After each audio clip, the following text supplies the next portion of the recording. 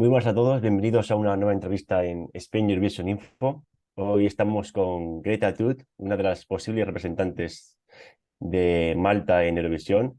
Hi Greta, thank you for accepting our interview. Welcome to Spain Eurovision Info. Thanks for having me. Yeah, hi. Thank you so much for accepting our invitation and taking your time to do the interview, because as we know, you will be preparing your live performance for the semifinal. So, as said, you are one of the 40 contestants for MESC 2023 to represent Malta in Eurovision 2023 Liverpool. First of all, how would you introduce yourself as a musician, as a singer? When did you start singing? What are your influences? What are artists that you look up to? And then finally, if you can tell us a little bit about your journey until until MESC 2023, and what are your expectations on the contest? Of course. So first of all, thank you for having me. I really appreciate the invite, and I'm so glad that I'm here speaking to you all. So I actually started singing from quite a young age. I started in theatre and everything when I was about 5 years old, and I performed in Malta. I done the Junior Eurovision when I was in Malta. I was on different TV series, a lot of courses, and that led me up to when I was 17. I actually moved from Malta to London, and I studied musical theatre for 3 years, and that's where I'm at right now. Basically, I've been auditioning for different jobs and everything.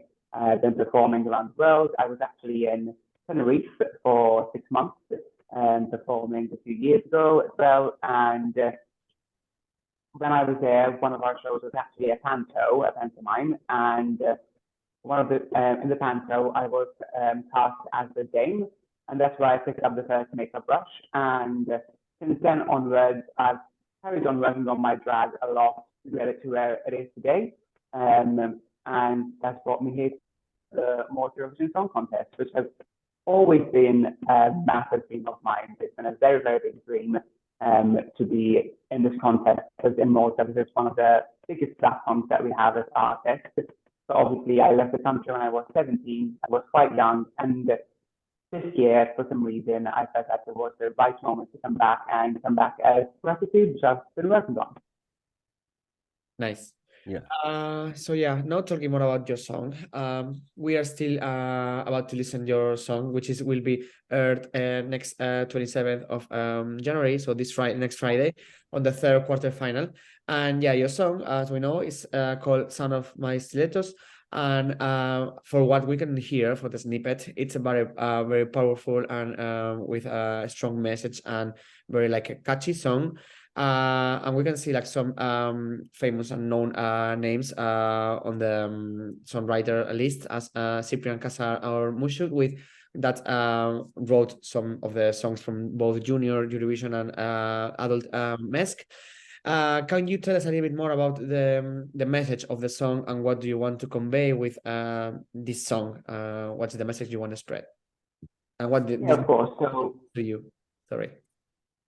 Yeah, definitely. Yeah. So the song, "Sound of My Stilettos," is all about being your true self, really, just being you in that moment, and just enjoying life as you are, not caring what other people say, basically. So as a drag queen, I always got my high heels on, so that's why everyone will be hearing the sound of my stilettos, and everyone can connect to the song in their own way, being them true selves and just doing what they want to do, basically. And my dream, as I said, was to always enter the Malta Eurovision and hopefully represent Malta in Liverpool this year. But yeah, it's always been my dream to have a song that I can see the whole crowd dancing with me. So the song is very upbeat. It's got quite a nice rhythm to it, if I must say so myself. And yeah, I just wanted to be a part of it. And Eurovision is so I want everyone to just enjoy with me.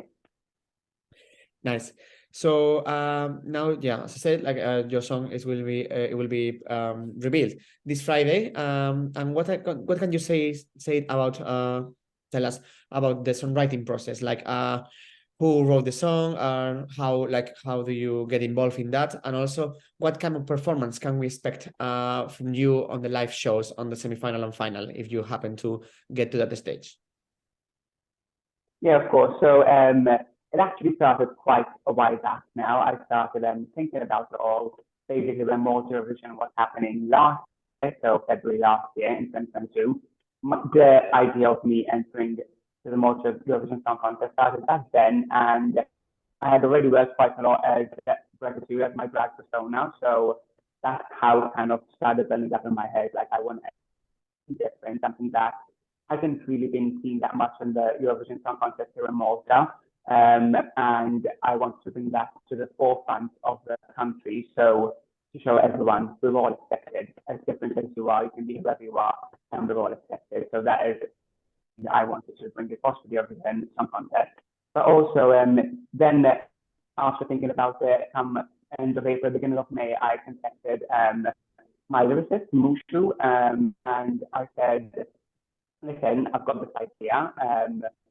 I really want to do it.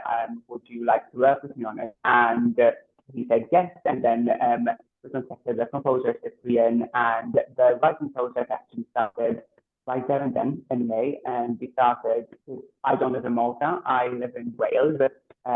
So we wrote the song over Zoom, quite a lot of sessions, going back and forth and recording to each other. And yeah, now we're here.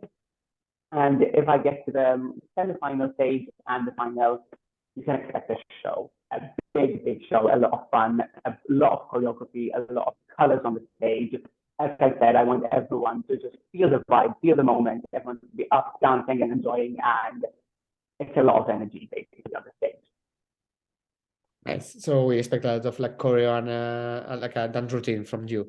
So I guess you've been preparing because as we know, like next 3rd of February, we will be able to vote for the 40 songs, and the 24 that get the most the highest votes on the televote will go through the first semi-final. So there is not much time for you to wait until that stage. Exactly. So I guess that you are already preparing and rehearsing. So as I say, the first semi-final will happen on the 9th of February, so right a week after the voting happens, and then the final is like literally 2 days after. So if you happen to win on the 11th of February and represent Malta in Eurovision, what are your expectations for the actual Eurovision in Liverpool, and will you make any change to adapt to the bigger stage on Liverpool, or you think like it will be easy or to mimic what you will have for us to offer on the MESC?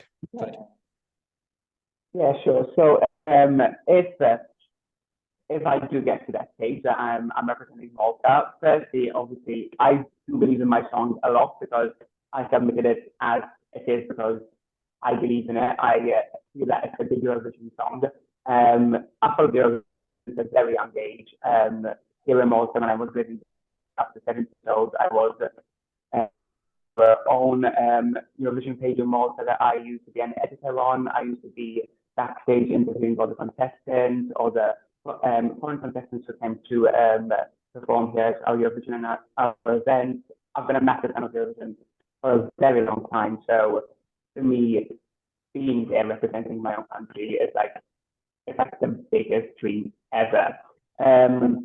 But obviously, regarding to the song, as I said, I believe in the song, but at the same time, I will listen to the public. I will listen to the Maltese public and the European public. I will take all the feedback, take all the criticism, and if there are changes to be made to the song that will increase our chances for Malta to finally win the Eurovision Song Contest, obviously I will do them because I want to do my country's side. Yeah.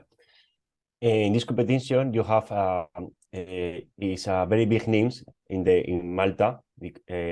For example, Brooke, Aidan, Maxine. How do you feel about this competition of this year? Yeah, so as contestants, we are actually like, there's no competition between us. We all just want each other to succeed. We all just want each other to be the best that we can, and we help each other out, support each other as much as we can.